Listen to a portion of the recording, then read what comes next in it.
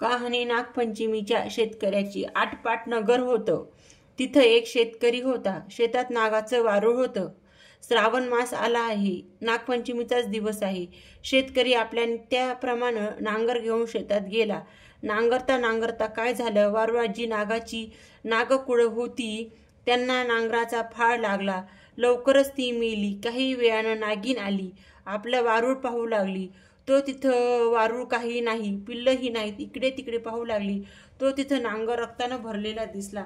तसा तिच्या मनात आलं, ह्याच्या नांगरानं माझी पिल्लं मेली. तो रोष मनात ठेवला. शेतकऱ्याचा निर्वंश करावा असा मनात आणलं. फोपावत शेतकऱ्याच्या घरी गेली. मुलाबाळांना, लेकी सुनांना आणि शेतकऱ्याला आणि त्याच्या बायकोला दंश केला. त्याबरोबर सर्वजण मरून पडली.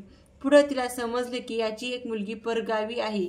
तिला दंश करावा म्हणून निघाली. ज्या गावी मुलगी दिली होती त्या ठिकाणी आली. तो त्या घरी बाईनं पाटावर नाग नागिन 9 नागकुळं काढली आहेत. त्यांची पूजा केली आहे. दुधाचा नैवेद्य दाखवला आहे. नागने लाह्या दुर्वा वगैरे वाहिल्या आहेत. पुढे वाहिल्या आहेत. मोठ्या आनंदाने पूजा करून प्रार्थना करत आहे. तो ही नागिन तिथं पोहोचली. पूजा पाहून संतुष्ट झाली. दूध पिऊन समाधान पावली. चंदनात आनंदात लोळली. इकडे हिची प्रार्थना आपली डोळे मिटून चाललीच आहे. इतक्यात नागिन उभी राहिली. तिला म्हणू लागली, बाई तू कोण आहेस? तुझे आईबाप कुठं आहेत? इतके म्हटल्यावर तिने डोळे उघडले. पाहत तो प्रत्यक्ष नागिन दृष्टीस पडली.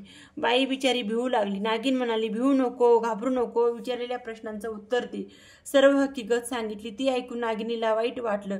ती मनात म्हणाली, ही आपल्याला इतक्या भक्तीने पुजते आहे, आपले व्रत पाळते आहे आणि हिच्या बापाचा निर्वंश करण्याचा मनात आणलं आहे. हे चांगलं नाही. असं म्हणून नागिनीनं तिला बापाची हकीकत सांगितली. तिनं ती ऐकली. वाईट वाटलं. आई बाप जिवंत होण्याचा उपाय विचारला. तिनं तिला अमृत दिलं. ते घेऊन त्याच पावली ती माहेरी आली. सगळ्या माणसांच्या तोंडात अमृत घातलं. सगळी माणसं जिवंत झाली. सगळ्यांना आनंद झाला.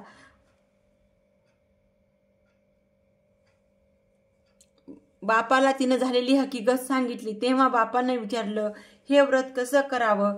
मुलींना व्रताचा सगळा विधी सांगितला व शेवटी सांगितले की इतकं नाही झालं तर निदान इतकं पाळावं. नागपंचमीच्या दिवशी जमीन खणू नये, तळण तळू नये, भाज्या चिरू नयेत, नागोबाला नमस्कार करावा असं सांगितलं. तेव्हापासून तो नागपंचमीचा पाळू लागला. जशी नागिन तिला प्रसन्न झाली तशी तुम्हा आम्हा हो. ही 60 उत्तराची कहाणी 5 उत्तरी सुफळ संपूर्ण.